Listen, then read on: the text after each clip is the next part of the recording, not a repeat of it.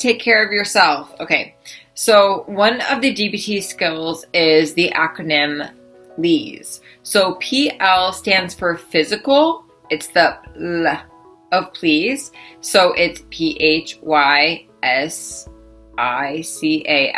stands for physical. So what I took from this is, what is the physical needs that you have, and are you paying attention to them?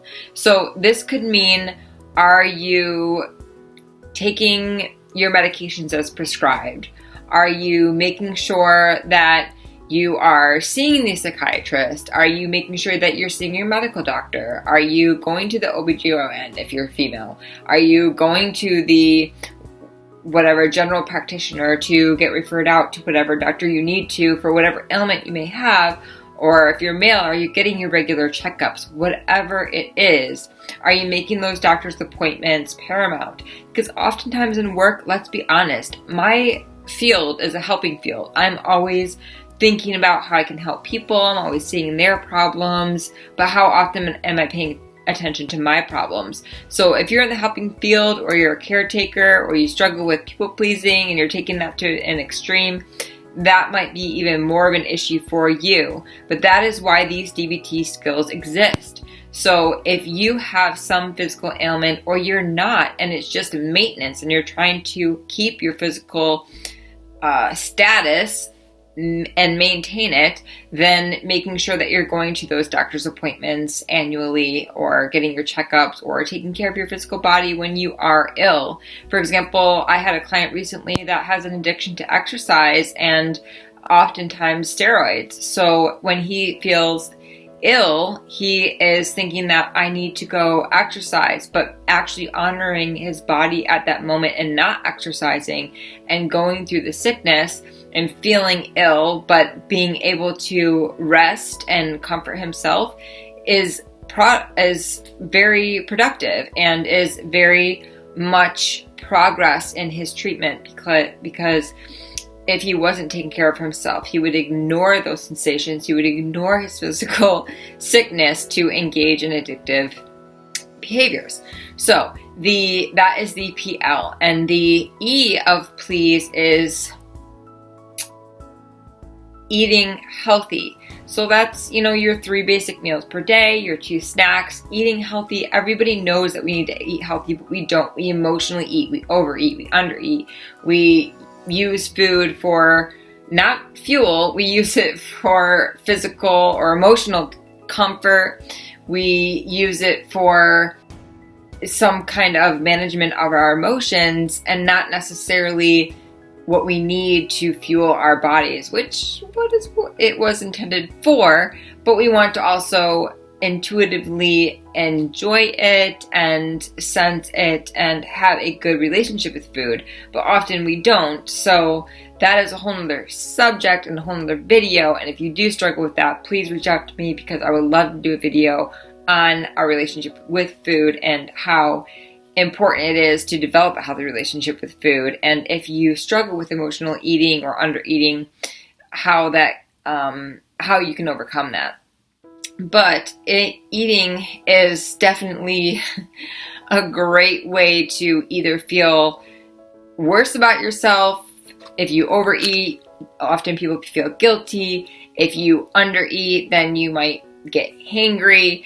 And all of this affects your mood, and that's why eating healthy is so important. So what stops us from eating healthy, we need to figure out what that is and do something differently. A stands for avoid mood-altering substances. So that's anything that could be prescribed or not prescribed that you're getting on the street, so drugs, or it could be legal substances such as alcohol and cigarettes. So oftentimes we abuse prescribed medication, or we use our medication as a cop-out to really deal with some underlying issues that we have, like anxiety and depression, unresolved grief, unresolved trauma, or distressing memories, and other issues like low self-esteem that come up for us that we can really work on through therapy. Now, medication definitely has its role in therapy. It definitely has its role in recovery. It definitely has its role in helping you live a life that you love and adapting to whatever ailments you may have in a way that works for you and works for your life and meets your blueprint or matches who you believe you are. But if we are looking at mind-altering substance, the average intake of alcohol is 2 to 3 beverages of alcohol per day. If you're having that amount, okay, that's what you're doing. If you know that it's an issue and that you are starting to want alcohol or your pill or mind-altering substance more than you want to live life, then that might need looking at. But it's up to you how far you want to dive into that. But the goal is obviously to not depend on mind-altering substances and to live a life that you love. So the S stands for sleep well. What is your sleep hygiene? What do you do to really feel in the mood for sleep? We get in the mood for work, we visualize and we think about our careers and we think about what we want and we think about our finances. And if you're not doing that, then reach out to me because I'd also like to do a video on that, because we do need help with goal setting at times and getting our mind prioritized on what we want as far as career, financially, and whatnot. But sleep hygiene is super important because if you don't sleep, there has been so many studies of how sleep affects your ability to be productive, your ability to not have headaches, to just physically feel okay. I mean, we all know that nights that we don't feel sleep, we're more temperamental, we're more irritable, we get headaches, we're less productive, it's harder to focus, we lose our concentration and our ability to think clearly, and often we lash out at people, and the behavior and the feelings that we get from lack of sleep are just not helpful. And I recently watched a study on what the brain actually does when it's sleeping, and there's so many studies on this, like REM sleep, how it helps process our days, but just the toxins that come into the brain.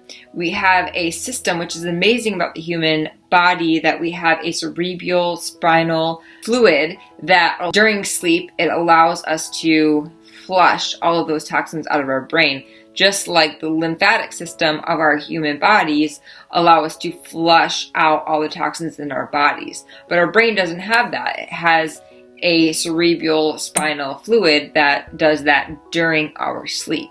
So sleep is obviously vital. Definitely think about what your sleep hygiene is and what you do during the day. So are you getting enough sunlight per day? They say 20 minutes per day of sunlight is supposed to help you sleep more. It says 20 minutes of meditation per day also helps you sleep. Exercising, working, just like really expending your energies in a certain area of your life each day makes you feel more tired at the end of the day so that you're better able to sleep. Exercise, profound impacts on sleep.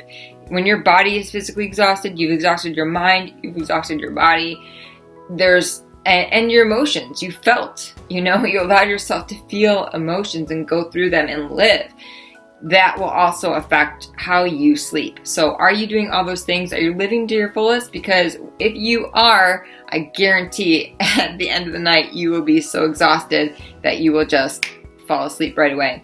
Meditation is also really good for this. So obviously there's routines like brushing your teeth, taking a warm bath or a warm shower, just doing certain things that can help your sleep hygiene.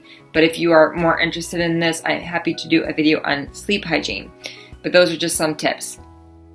And the last E of P.L.E.A.S.E stands for exercise.